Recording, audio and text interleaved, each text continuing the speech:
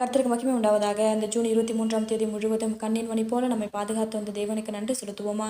கிருபையும் மகிமையும் நிறைந்த எங்கள் பரிசுத்தமுள்ள நல்ல தகப்பனே, உம்மை ஸ்தோத்தரிக்கிறோம், துதிக்கிறோம் ராஜா. இந்த இரவு நேரத்திலும் உம்மை நோக்கி பார்க்கக்கூடிய கிருபை கொடுத்ததற்காக நன்றி தகப்பனே. அப்ப அந்த நாளிலும் உங்களுக்கு பிரியமில்லாத காரியங்களை செய்து உங்களுடைய இருதயத்தை துக்கப்படுத்தியதற்காக எங்களை தயவாய் மன்னியும் ஆண்டவரே. உமக்கு பிரியமான பிள்ளையாய் வாழ உதவி செய்யுங்க ராஜா. இந்த நாளிலும் எங்கள் தேவைகள் எல்லாவற்றையும் சந்தித்து நாங்கள் சோர்ந்து போகாதபடி உங்களுடைய வார்த்தை கொண்டு எங்களை குணப்படுத்தியதற்காக நன்றி தகப்பனே. ஆண்டவரே, இந்த நாளிலும் நாங்கள் பெருமை காட்டி கொண்டதற்காக எங்களை மன்னிச்சிருங்க ஏசப்பா.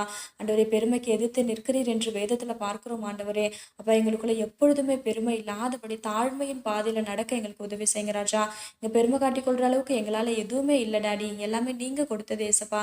ஆண்டவரே, அதை உணர்ந்து வாழ நீர் எங்களுக்கு கற்றுத் தருவீராக.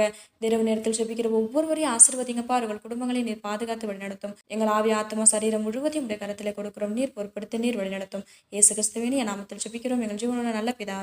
ஆமென்.